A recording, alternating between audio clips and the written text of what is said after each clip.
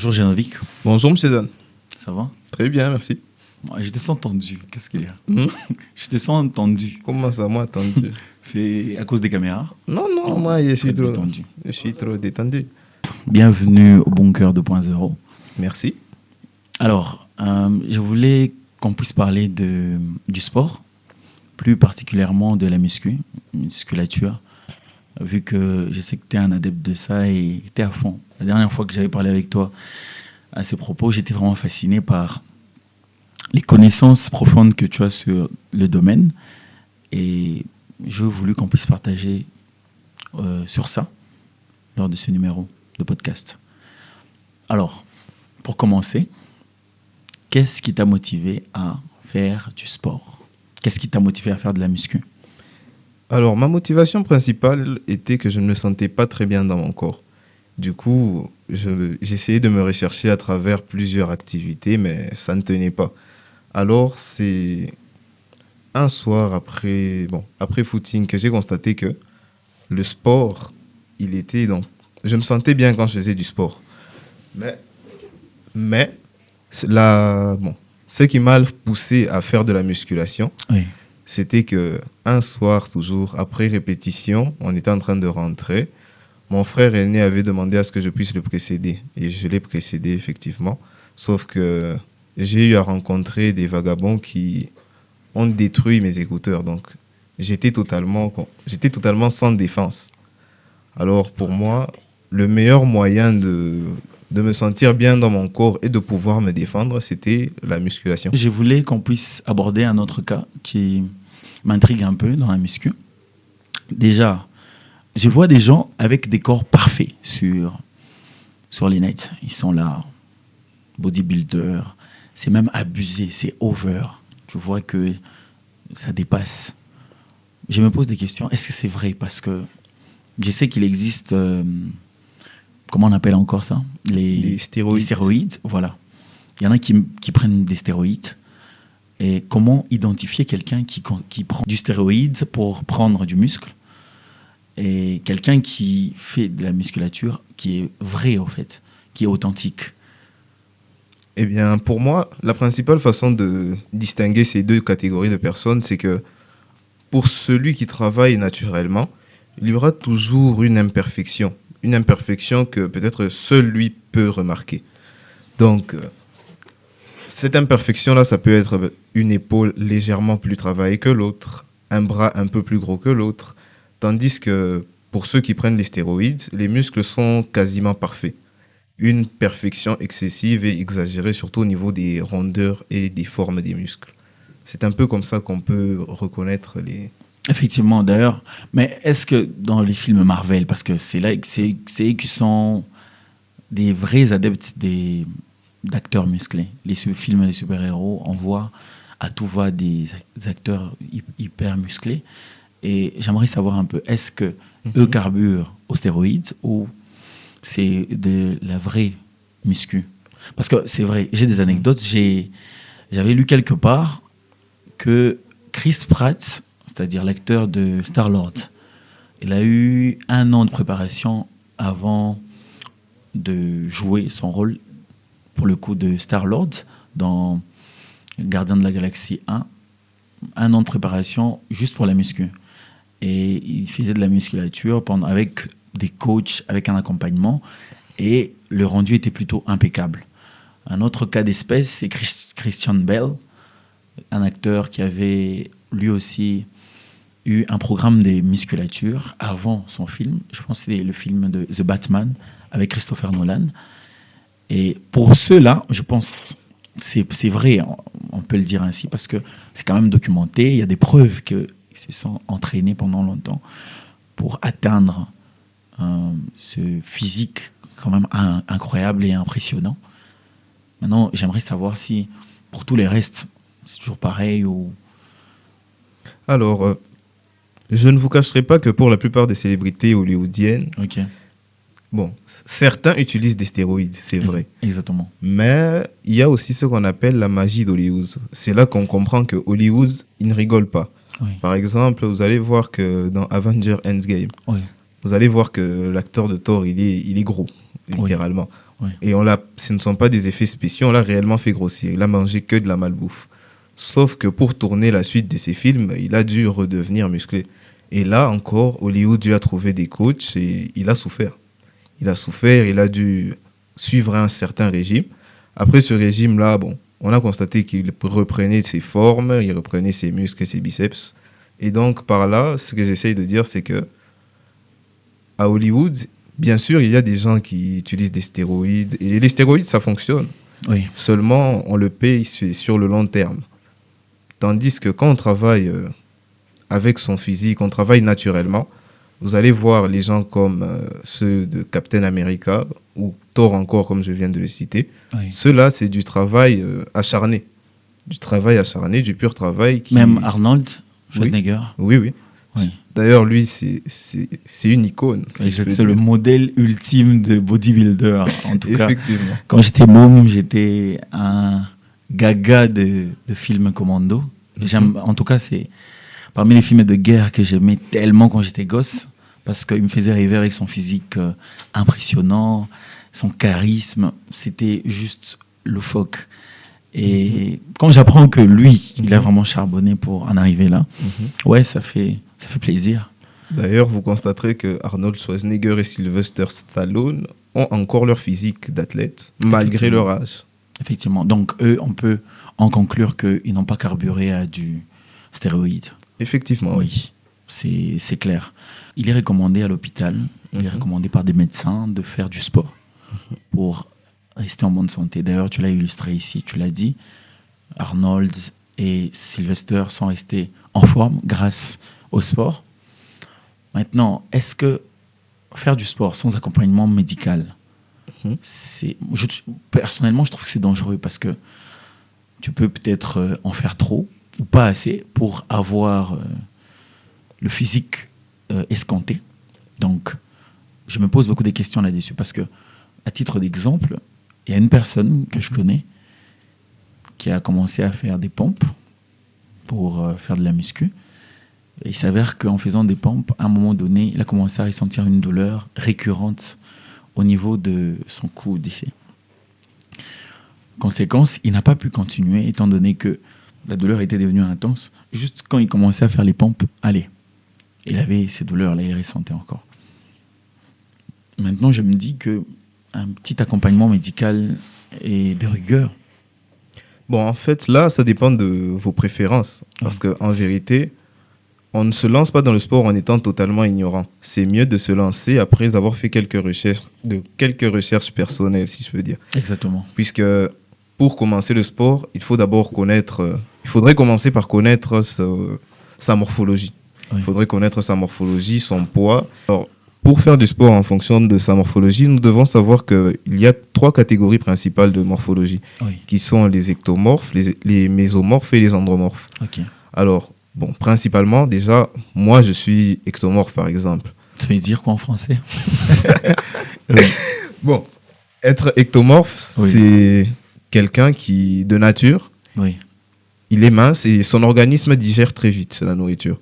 Okay. Du coup, pour prendre du muscle et prendre du poids, c'est vraiment un catch. Donc, faudrait des années. C'est pour ça que si vous voyez un ectomorphe qui vous sort qu'il est musclé, donc un mec musclé qui vous sort qu'il est ectomorphe, faut vraiment beaucoup le respecter puisqu'il a dû travailler beaucoup.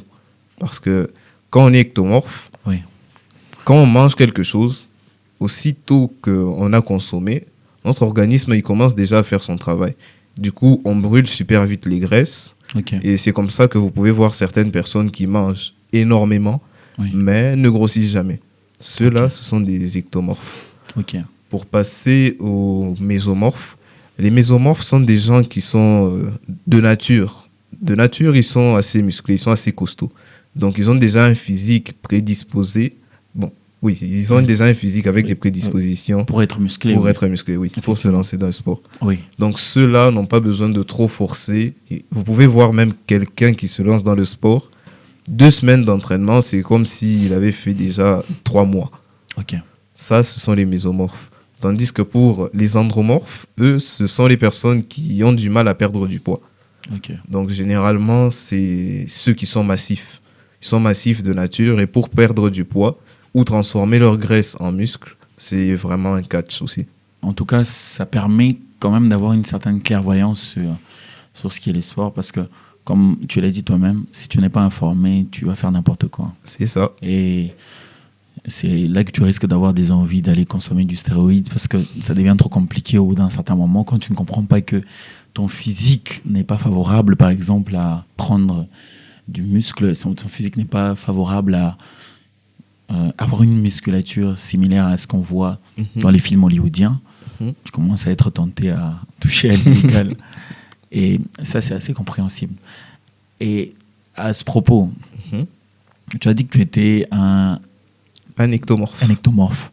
Comment on reconnaît un ectomorphe? Juste par un physique qui est fin? Il y a quelqu'un qui est un peu gringalé ou...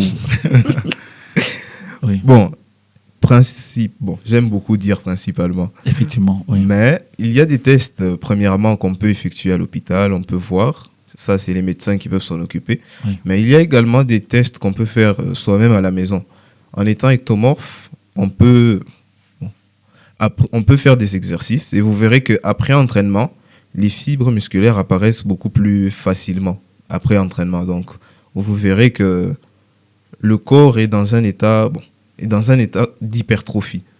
C'est-à-dire, après le sport, vous verrez que vos bras sont plus gros parce que le sang, il circule beaucoup. Il circule à une certaine vitesse irrégulière. Okay. Tandis que, en temps normal, vous êtes mince, mais après certains exercices, après certains gestes, vous verrez votre bras plus gros, mais après un temps, il redevient dans son état initial. D'où, c'est en faisant le sport, en travaillant, que vous pouvez atteindre cet état-là de garder figé vos muscles. Okay. Et il y a également le test avec le poignet, avec sa main. Oui. Vous prenez votre pouce et votre majeur comme ça. S'ils se superposent facilement, ça veut dire que vous êtes ectomorphe. Ok, c'est validé. Ok. Du coup... Et si vous n'êtes pas ectomorphe, qu'est-ce qui est censé se passer? Pour les mésomorphes, ils s'arrêtent quelque part là. Ok. Oui, donc ils ne sont pas censés se toucher, mais pas non plus être trop éloignés. Exactement. Ça, c'est pour les mésomorphes. Tandis que quand on est andromorphes, ils sont littéralement écartés. Il y a un espace assez visible, assez flagrant, qui pourrait être comme ceci. Ok. Donc là, c'est pour les andromorphes. Oui, c'est ça. Et d'ailleurs, les andromorphes, tu l'as d'ailleurs précisé ici que c'était des gens qui avaient du mal à perdre du poids. Oui, c'est ça. Il y a des gens... Des bases, ils sont nés, tu vois, il est big, déjà en grandissant, tu vois qu'il est big. Est-ce qu'il y a au moins de la chance pour eux d'avoir un corps qui est bien dessiné, bien structuré? Effectivement, il y a des chances pour eux parce que c'est d'ailleurs à cause d'eux que durant notre enfance, on nous matrixait avec des régimes là, de manger des légumes tous les jours. Okay. Donc ça, c'est un régime adapté pour un andromorphe. Pas pour un ectomorphe ou un mésomorphe. Okay. Ça, c'est un régime adapté pour un andromorphe. Parce que pour les andromorphes, eux, ils ont déjà de la graisse et des calories nécessaires pour travailler. Tandis que s'ils travaillent et qu'ils se remettent encore à manger, c'est comme s'ils n'ont rien fait. C'est un peu comme un monsieur qui passe 1 heure de marche pour finir encore à prendre une bière. Donc, automatiquement, il n'a rien fait. Exactement. Donc, pour ces andromorphes-là, il y a de l'espoir, parce que rien n'est impossible. Il suffit juste de savoir quel programme sera le plus adapté pour leur mode de vie. Ok, pour faire quotidiennement du sport, c'est aller à la salle. Donc, vous êtes inscrit à une salle et il y a une diversité d'haltères et d'engins ou de machines qui vous permettent de faire du sport comme il se doit. Mais est-ce qu'il y a une autre alternative à une salle, par exemple, quand on n'a pas les moyens, quand on est broke, on est en Afrique, c'est compliqué. Est-ce qu'il y a je suis certain qu'il y a une alternative, parce que je sais qu'il y a des gens qui font du sport à la maison. Essaye de nous éclaircir un peu là-dessus. Oui. Justement, il y a une alternative qui n'est pas la salle. D'ailleurs, on peut aller à la salle, avoir tous les équipements possibles, mais on peut aussi ne pas savoir les utiliser. On peut ne pas savoir comment s'en servir. Donc, mis à part l'alternative d'aller à la salle, il y Oui. a le travail à la maison ou le Ouais. travail en calisthénie, si vous préférez. Ok. Le travail en calisthénie consiste à travailler juste avec avec le poids du corps. C'est le Ok. poids du corps qui va nous servir d'haltère. Bien sûr, on peut aussi faire un travail lesté, c'est-à-dire en plus du poids du corps, on rajoute un poids extérieur. Ok. Par exemple, au lieu de faire 20 pompes normales, on peut s'ajouter un sac avec 20 kilos sur le dos pour commencer à faire 20 pompes. Et là, vous verrez que le travail, il est plus dur et il produit plus de fruits. D'où vous verrez que certains qui vont à la salle peuvent soulever que une soixantaine de kilos, mais tandis qu'un monsieur qui vient de chez lui, qui travaille toujours chez lui, qui va à la salle pour la première fois, peut soulever une centaine de kilos. Donc il y a un certain écart. Ok. Mais je ne dis pas que non plus que tous ceux qui travaillent en calisthénie peuvent atteindre ces résultats-là. Il faut une certaine discipline pour pouvoir y arriver. D'ailleurs, en parlant de discipline, quel est le rythme Mhm. qu'on peut avoir sur l'échelle d'une semaine, par exemple? Quelle est la fréquence de séances de sport qu'on peut avoir pour être en forme, pour avoir un physique qui est correct? Bon, pour être en forme, vous n'êtes pas obligé de suivre toute une routine. Parce que pour être en forme, vous pouvez juste commencer à faire une vingtaine de pompes par jour. Ok. Donc chaque matin au réveil, Oui. on saute un peu à la corde, puis on enchaîne avec des pompes. Ok. Mais ça, c'est juste pour être en forme. Oui. Quand vous voulez prendre de la masse et du poids, surtout du muscle, Ok. là maintenant, bon, vous êtes obligé de vous établir un horaire Ah oui. en fonction de votre mode de vie. Ok. Par exemple, moi, depuis un certain temps, je constate qu'en soirée, j'ai pas le temps. Donc, Ok. mes entraînements, je les fais à partir de 4 heures, de 4 heures à 6 heures. Ok. Du coup, Ce en qui fait fonction, 2 heures par jour, c'est ça? par jour, c'est Ok. ça. Du coup, en fonction du temps, la plupart préfèrent s'entraîner en soirée. Euh, Quand on s'entraîne en soirée, si on a fini toutes nos activités de journée, le mieux, c'est de commencer par manger. Ok. Puisque, bon, si on n'est pas, bien sûr, andromorphe, Ok. le mieux, c'est de commencer par manger. Après manger, vous attendez peut-être, ça dépend de l'aliment que vous allez prendre. Si vous prenez un repas complet, faut attendre 1 heure à 45, non, 45 minutes à 1 heure du temps avant Ok. de vous lancer dans le sport. Ok. Le temps que votre corps puisse bien digérer. Oui. Et si jamais c'est des aliments simples comme du pain, tout ça, ça, ce sont des glucides rapides. Oui. Donc, ils vont facilement, ils circulent facilement dans le sang. Par conséquent, bon, vous pouvez vous lancer pleinement dans l'entraînement 10 minutes après avoir mangé du pain. Ensuite, là maintenant, ça dépend de ce que vous avez à la maison. Ok. Si vous avez un endroit, une barre, là, vous pouvez commencer à faire des tractions. Là, bon, encore une fois, ça dépend de votre mode de vie. Exactement. Mais personnellement, je préfère faire 3 séries de 15. Donc, Les 15, tractions? oui, oui. Oui. 3 séries de 15. Ensuite, on va aux pompes. Pour les pompes, il y a plusieurs catégories de pompes qui travaillent chacune une partie ciblée du corps. Par exemple, avec les pompes normales, vous visez beaucoup plus les triceps. Donc, c'est beaucoup plus à ce niveau-là, Ok. avec les pompes normales. Quand vous prenez les pompes bras écartés, là, vous visez les pectoraux. Ok. Donc, vous visez les pectoraux, mais ça travaille beaucoup plus le bas des pectoraux. Pour travailler les hauts des pecs, vous devez surélever la partie inférieure de votre corps, histoire d'envoyer beaucoup plus d'efforts à la partie supérieure de votre corps. Comme ça, là, vous travaillez la partie haute des pectoraux. Ok. Ensuite, il y a les pompes diamants. Les pompes diamants Oh. aussi, Non, c'est atypique. oui, bon, Oui. généralement, la plupart des gens les fouillent parce qu'elles sont assez dures. Oh. Elles travaillent aussi cette zone des pectoraux Exactement. et les triceps aussi. Ouais. Donc ça, c'est les pompes diamants. Il y a aussi, il y a plusieurs catégories de pompes. Il y a aussi les pompes avec le corps, donc le haut du corps légèrement élevé. Oui. Là, vous visez un peu le gainage et les biceps. Là, je pense que tu es en train de lister quand même des exercices qu'on peut faire en calisthénie. Oui, Parce oui. que si on n'est pas en calisthénie et qu'on a la possibilité d'aller à la salle, là, il y a des équipements. C'est ça. Je pense que en termes d'équipement, bon, les gens peuvent voir. Hein. Il y a toute une diversité d'équipements. Il y a les haltères, il y a les tapis. Oui, les tapis aussi, c'est efficace. Hein. Oui, oui. Ouais. Donc, avec les tapis, ce qu'il faut savoir, c'est ça dépend de la vitesse à laquelle vous les réglez. D'ailleurs, ça travaille quoi, les tapis? Les tapis roulants. Exactement, oui. Les tapis roulants, c'est beaucoup plus pour travailler le cardio. Oh, Donc, plutôt que de commencer à courir directement, vous pouvez aller sur les tapis et vous travaillez le cardio. ok. Et pour certains, quand ils arrivent à un certain degré de vitesse sur le tapis, ils travaillent aussi les cuisses, donc la vitesse. Ok. Mais ce qu'il faut savoir, c'est que 30 minutes à travailler son cardio, ça peut, bon, ça augmente légèrement, que très légèrement la vitesse. Puisque en travaillant le cardio, vous augmentez votre endurance. Et Oui. non, vous ne travaillez pas directement vos cuisses. Par règle, bon. Mais pour travailler directement les cuisses, Ouais. il y a des exercices comme les squats. Ok. Vous pouvez faire des squats normales ou des squats lestés. Ouais, je vois. C'est assez intéressant. Et d'ailleurs, il y a beaucoup de vidéos que je vois, ou même les gens que je côtoie Mhm. dans, dans mon entourage, je vois beaucoup de personnes utiliser des œufs. Je ne sais pas si c'est un mythe ou c'est une réalité.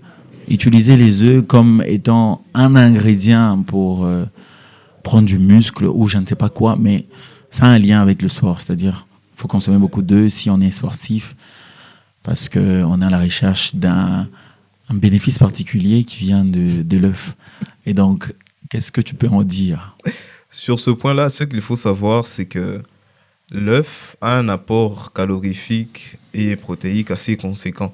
Oui. Il impacte beaucoup dans le corps et généralement, il faut le prendre en petit déjeuner ou même en repas du soir. On dit. Cru?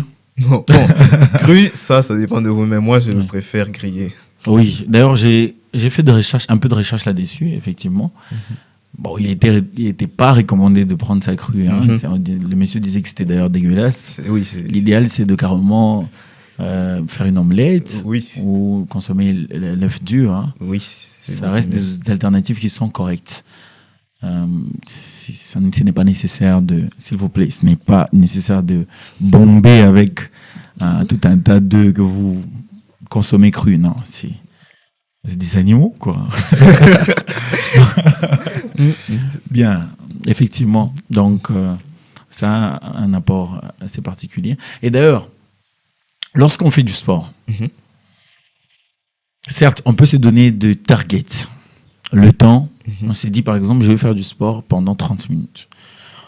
On peut se dire aussi que moi, mon target, c'est faire, par exemple, 15 pompes. C'est lié, par exemple, au nombre euh, de mouvements qu'on doit faire dans un type d'exercice particulier. Maintenant, quand est-ce qu'on doit vraiment arrêter? Parce que on fait du sport, Mhm. je suis en train de faire, je me suis donné un target de 15, par exemple 15 pompes, mais en réalité, mon organisme n'est pas capable d'arriver à 15. Quand est-ce qu'il est idéal d'arrêter? Parce que on n'est pas accompagné par un médecin ou encore par un coach. Mhm. Donc, quel est ce petit tips que tu peux donner pour être vraiment dans le temps? Ouais. Bon, pour être vraiment dans le temps, là, je ne sais pas trop si j'ai réellement compris votre question, mais d'après ce que je comprends, Oui. vous cherchez à savoir à quel moment il faut s'arrêter pour éviter de se blesser, c'est ça? Oui, évidemment, évidemment. Donc, si je reformule, je dis ceci. Étant donné que parfois, nous faisons du sport, pour la plupart, nous faisons du sport sans accompagnement d'un coach, encore moins d'un médecin. Mhm. Donc, on peut faire certaines bêtises. Ça, c'est évident. Alors, dans ces bêtises-là, il peut arriver qu'on se blesse. C'est-à-dire, on a poussé trop fort, on a fait un peu trop d'exercices, un peu trop de pompes. Conséquence, on se blesse. Pour éviter ça, Mhm. quelle est cette astuce qu'on peut appliquer pour se dire non, là c'est bon. Non, en tout cas, je dois arrêter de faire le John Cena. C'est bon, oui. Oui, Alors, pour répondre à cette question, euh, l'astuce que moi j'ai eu à appliquer pour améliorer ma posture, tout ça, oui, c'est de commencer à me filmer. Donc, je pose mon téléphone quelque part et je commence à faire des pompes. Une fois que je fais ceci, je regarde mon téléphone et j'essaye d'envoyer ça sur... Bon, j'essaye de comparer avec ce que je vois sur Internet. Oui, Et de nos jours, là, on a même des assistants IA qui peuvent nous aider à recadrer notre posture. effectivement. Puisque, en soi, ce qui crée des blessures musculaires et consorts, c'est une mauvaise posture. Donc, une mauvaise posture peut entraîner certaines déchirures, certaines crampes. Exactement. Donc, ça peut vraiment causer des dégâts internes irréversibles. Du coup, faut chercher à améliorer sa posture et c'est bon, quand on est encore au tout début de notre entraînement, on peut commencer à se filmer et puis demander à un assistant IA de comparer un peu, d'essayer de voir où est-ce qu'on peut arranger la posture. Une fois qu'il fait ça, on vous montre tous les détails et une fois que vous êtes sûr d'avoir la bonne posture, vous pouvez vous lancer comme vous pouvez, comme vous voulez. Lorsqu'on fait du sport, il y a un état dans lequel on se retrouve qu'on appelle échec musculaire. Tu peux nous expliquer ce que c'est? Bon, déjà là, par rapport à l'échec musculaire, c'est différent d'un échec scolaire. Oui. Oui, parce que en sport, quand on atteint l'échec, on réussit. Ouais. Donc, tandis qu'à l'école, c'est autre chose. Ouais, c'est en passant. Oui. Alors, Oui. je disais, quand quand on parle de l'échec musculaire en sport, Oui. c'est lorsque vous atteignez un niveau où ce n'est plus vous qui décidez de vous arrêter. C'est votre corps qui vous envoie un signal disant que Non, il c'est peut bon, plus, là, en tout cas. il vous lâche. Faut doser, oui. Parce que, et pour constater que vous avez atteint ce niveau, c'est quand, par exemple, vous êtes en train de faire des pompes ou soulever un poids, Ok. et quand vous arrivez au niveau bas, Oui. vous n'arrivez plus à remonter l'haltère ou vous n'arrivez plus à remonter votre corps. D'ailleurs, il y a des vidéos drôles là-dessus. J'en ai tellement vu. Mhm, Tu vois, il y a un monsieur qui prend l'haltère, mhm, tout courageux là, un haltère. Tu sens déjà dès le début que ça risque de mal se finir. Mais bon, lui et son courage, il pense qu'il maîtrise son karaté. Bon, mhm. let's go. Il transporte l'haltère. La montée se passe bien. Maintenant, il faudrait mettre l'haltère là où ça Ah, devait être. Parce que euh, c'est souvent dans cet exercice-là où on est allongé mhm, sur une planche ou sur un banc. Et puis, il y a l'haltère qui est derrière nous. mhm. Là, On c'est transporte. Et puis, comment on appelle d'ailleurs cet exercice? le développé couché. Développé couché. Voilà. Lorsqu'on fait un développé couché, on prend l'haltère, on se relève ça. Et puis, on ramène ça au niveau du cou à peu près. Et puis, on aurait mettre l'haltère Ah, sur son emplacement. oui, oui. Et généralement, nos apprentis, si on peut les appeler ainsi, nos apprentis haltérophiles, Mhm, ils vont transporter l'haltère. mhm. Ça se passe bien au moment où ils retirent l'haltère, Mais- au moment où ils ramènent l'haltère au niveau de son cou, où il surélève ça. Mais au moment où il doit remettre ça sur l'emplacement qui est prévu à cet effet, Mhm, bah, malheureusement, ça se passe souvent mal. mhm. Et donc, une fois que ça arrive au niveau du cou, là, il commence à s'étrangler limite. Oui, oui. Je vois. Parce que c'est trop lourd. On n'a pas évalué sa capacité à transporter Mhm. cet haltère. Pire encore, il s'est surestimé en pensant que non, moi, je peux le faire. C'est ça. Et d'ailleurs, c'est recommandé lorsqu'on fait du sport. Avoir cette confiance, avoir cet esprit de se dire, je peux me surpasser. C'est Mhm. bien, je le sais. Mhm. C'est bien qu'on puisse avoir cette mentalité de challenger, Oui, de oui. bosseur. Sauf que le problème, c'est que Attention. vous avez beau avoir cette mentalité, Mhm. vous avez beau avoir cette volonté de bien faire, Mhm. mais il y a des limites. Mhm. Votre organisme ne vous permet pas tout. Vous n'êtes pas Superman. Conséquence, vous risquez de vous faire vraiment mal. Il y a Ouais. des gens qui se sont blessés comme ça. C'est ça. Et je pense peut-être que certains en sont même morts. Parce que des accidents comme ça, Mhm. parfois c'est incontrôlable. Oui. Mais juste une petite clarification. Oui. Par rapport à ça, là, je pense plutôt que c'est comment dire, on va dire du surpoids. Ils se sont surestimés et ont voulu jouer au Superman. Exactement. Mais tandis que quand on parle d'échec musculaire, c'est avec un poids que vous pouvez déjà soulever, très facilement même, Oui. mais tellement vous faites des répétitions que votre corps, il n'en peut plus.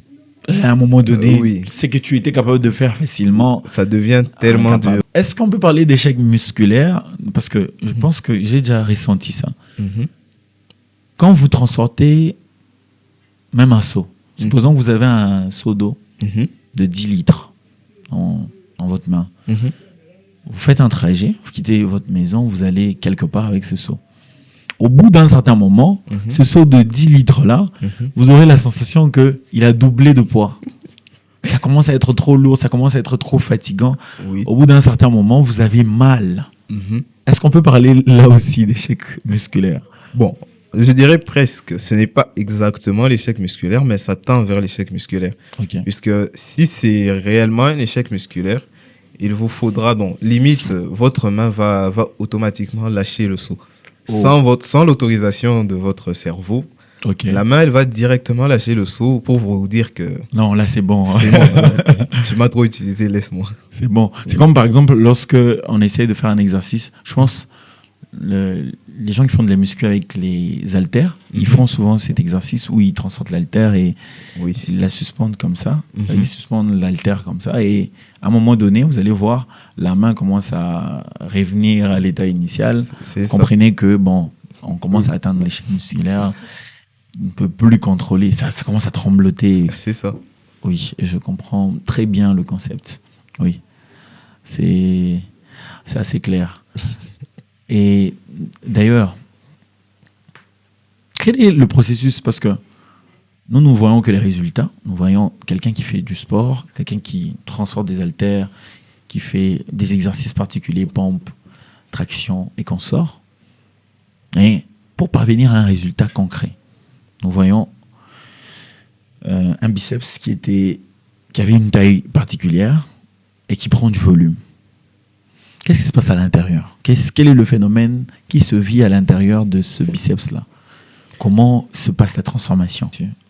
Avant de répondre directement à la question, Oui, je passe par l'entraînement. Donc, pour l'entraînement, quand vous faites un entraînement quelconque ou un entraînement concluant Oui. qui vous fait mal au bras après, cette douleur-là, c'est vos muscles qui se déchirent, qui souffrent, quoi. exactement. Et ces déchirures-là ont besoin de se restructurer. Elles se restructurent pendant 2 opérations. Oui, La première opération qui permettra la restructuration de vos fibres déchirées, c'est votre alimentation. D'où on conseille de manger suffisamment pour éviter juste de détruire son corps sans pour autant apporter des résultats. exactement. Et la deuxième opération, c'est le repos. Oui, C'est pour ça qu'il est interdit de faire 7 jours sur 7 en train de s'entraîner. Normalement c'est 4 à 5 jours pour ok, il 48 faut heures qu'il y ait de repos. un moment de repos. Oui, Hein. oui. Parce que si jamais, donc c'est un peu comme une usine.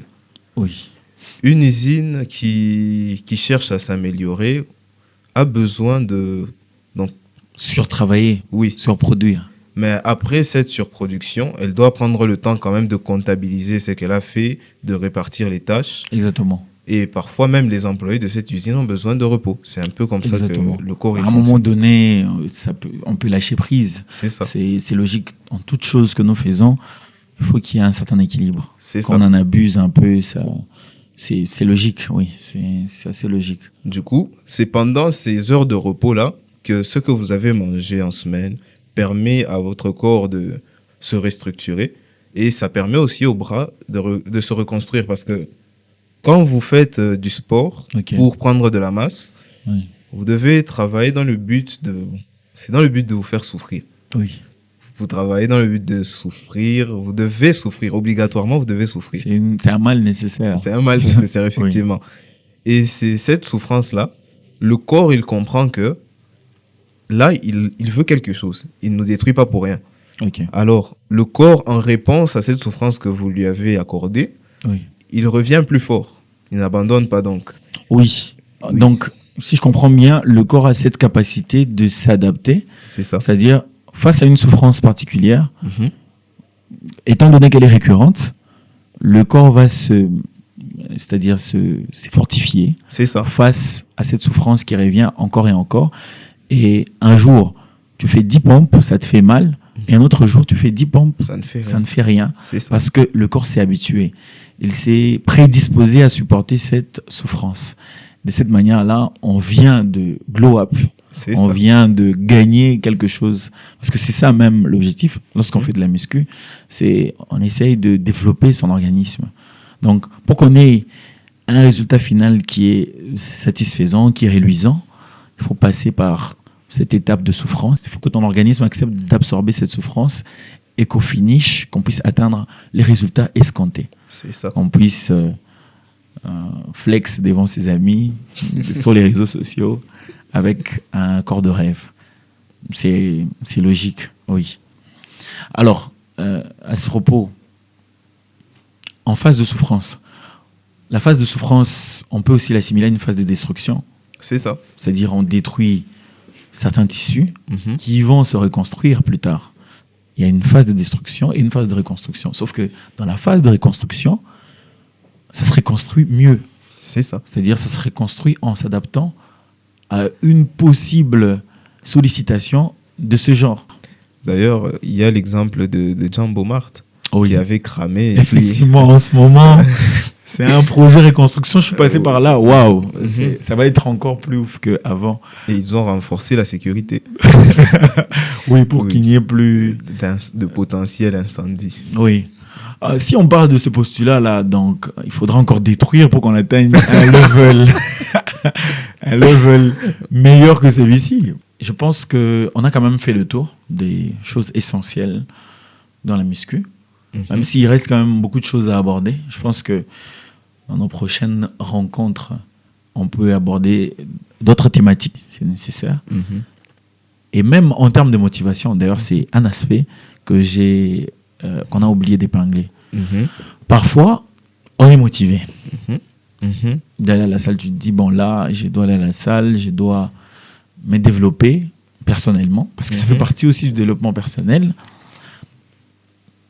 Tu commences l'exercice lundi, mardi, jusqu'au vendredi, par exemple. Mhm. L'autre semaine, tu commences lundi. Après, mardi, tu te dis, est-ce que c'est nécessaire? De toute façon, je le fais régulièrement. Je peux sauter la journée du mardi. Allez, tu t'y retrouves mercredi, tu écourtes la séance. Petit à petit, ta motivation commence à dégringoler. Comment faire pour rester motivé? Parce que ici, on parle de souffrance. Notre cerveau, naturellement, fait tout pour éviter la souffrance. Donc, lorsque on va faire du sport, c'est une bataille d'abord avec son propre cerveau. Donc, on est en train de se battre contre son cerveau. On est en train de lui faire comprendre que c'est une souffrance utile. Certes, je souffre, certes, j'ai mal, mais c'est pour un bénéfice quelconque. Alors, c'est cette bataille-là. Parce que je suppose que quand on commence à procrastiner, on commence à perdre la motivation de ne plus aller à la salle, ou même de faire, quand on les fait en calisthénie, de faire des pompes ou des tractions à la maison, comment faire pour avoir la déterre, la motivation qui reste indéfiniment?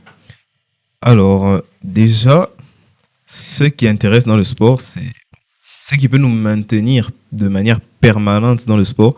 Ce n'est pas la motivation, mais la discipline. Ok. Au cours de mon parcours sportif, j'ai eu à regarder tout un tas de vidéos sur Internet, des gens qui étaient disciplinés. Je suis tombé sur un, mon cher, assez brutal, mais qui pousse vraiment les gens à changer leur vie. C'est bon, il dit souvent phénomène de force, c'est pas pour les petits enfants. Bref, lui il ne passe pas par quatre chemins. C'est pas le monsieur qui insulte les gens là. Oui, c'est lui. En tout cas, il est drôle. Là. Oui, bon. Mais en soi, en lisant, hein, en essayant de lire, de regarder ces vidéos, en le regardant, Oui. j'en suis arrivé à une conclusion. Et la conclusion était que pour changer son corps, pour changer sa vie, ce n'est pas une question de motivation, c'est une question de discipline. Et la différence qu'il y a entre la motivation et la discipline, Oui, c'est qu'ici, il faut comprendre qu'on ne fait pas quelque chose parce qu'on a envie de le faire. effectivement. Parce que quand on fait quelque chose par envie de le faire, on finit par... Donc, Sans il y aura rester. un jour, ouais, il y aura Oui. un jour où on n'aura L'envie pas part. envie. Oui, C'est ça. c'est une Il y aura évidence. un jour où on n'aura pas envie de le faire. Donc là, on ne fait pas les choses parce qu'on a envie de le faire, on fait les choses parce qu'on doit le faire. Il Oui, le c'est faut. par nécessité. C'est ça. Oui, Parce que même quand on sait qu'il faut le faire, même si on n'a pas l'envie là, on le fait quand même. C'est un peu comme aller à l'école. Hein. C'est ça. Il y a énormément de personnes qui sont passées par cette phase où le matin, c'est l'heure d'aller à l'école, mais il y a la pluie, la motivation n'y est pas. Mais l'obligation y est. Oui. Et l'obligation prend le pas sur la motivation et on se lève, on se prépare et puis on va à l'école. Donc, l'obligation fait appel à la discipline. Et lorsqu'on est discipliné, quelles que soient les variations et les fluctuations qu'on peut avoir au niveau de la motivation, on finit par garder cette constance. Ça, n'est même pas lié seulement au sport, parce que le sport, ça peut être un miroir sur beaucoup de choses, beaucoup de domaines dans lesquels on peut avoir besoin. On peut parler de motivation et de discipline. En tout cas, la discipline, c'est quelque chose qui est inévitable lorsqu'on vit, lorsqu'on veut avoir des résultats satisfaisants. Si on a des objectifs dans la vie, si on a l'ambition de se développer personnellement, il faut carburer à la discipline plutôt qu'à seulement la motivation. Parce que la motivation se perd par moments. On se réveille un jour, on se dit pourquoi je fais ça, on finit. Mais si on s'est déjà donné un objectif, on dit bon, la discipline, on s'est déjà dit chaque jour on doit faire ça. Quel que soit si on est motivé ou pas, on doit quand même le faire. Oui. Les résultats sont nettement mieux lorsqu'on met au devant de la scène la discipline. Et d'ailleurs, nous recommandons vivement à toutes les personnes qui comptent faire du sport, qui sont motivées par l'idée de faire du sport, de mettre beaucoup d'accent sur le développement de leur discipline, plutôt que de se laisser enivrer par leur motivation et leur envie passagère. Parce que ce qui compte réellement, ce n'est pas de commencer quelque chose, mais c'est d'aboutir à un résultat. Si vous avez commencé la musculature, vous vous dites, bon, quand mon objectif c'est de ressembler à Francis Ngannou, même si c'est un objectif assez complexe, il ne faut pas arrêter en cours de route. Vous commencez et il faut aller jusqu'au bout. Même si arriver au niveau de Francis, c'est un peu compliqué, néanmoins, si vous échouez à un moment donné, vous serez quand même proche de lui. Donc voilà le petit conseil que j'avais à donner au grand public. Voilà, Ashton Hall, tu le connais? Pas vraiment. Ashton Hall. Non. On va devoir mettre des vidéos là. En off là, je vais te mettre des vidéos. Ashton Hall, je pense que tu le connais, c'est juste que peut-être le nom, tu ne le connais pas. Oui. C'est un créateur de contenu, Oui. bodybuilder. Il fait des vidéos où il montre sa routine journalière. Il se réveille à 4 heures du mat. Il fait des trucs toujours carrés et avec une expérience ASMR assez envoûtante. Ça fait des millions de vues. Donc, il est là, il se réveille le matin, il va se laver, il va faire de la muscu, il va bien manger, il va faire des choses, il va travailler toujours carré. Carré. Hein, c'est à croire que lui, c'est un martien. Donc, tout est millimétré. Alors, c'est vrai que c'est pour le divertissement, certes, mais moi, ce qui m'intriguait un peu, c'est sa musculature. Parce que quand je regarde ses muscles, quand je regarde son corps, c'est un bodybuilder. Mais c'est un peu trop parfait, à mon goût. Parce que déjà, dans ses vidéos, il essaie de vendre cette vie parfaite.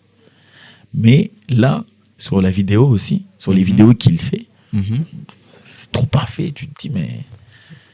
Je pense que malheureusement, comme tu dis que tu ne le connais pas, il va falloir que tu puisses aller voir oui. pour venir en parler. Bon, je pense que on est bon pour notre épisode, Mon Cœur 2.0. Merci d'avoir accepté l'invitation. Ah, je vous en prie. J'espère que ça ne sera pas la dernière fois qu'on se verra. D'ailleurs, je pense que on a quand même une longue histoire à écrire, toi et moi. Oui. Dans ce cas, c'est tout pour aujourd'hui. Peace.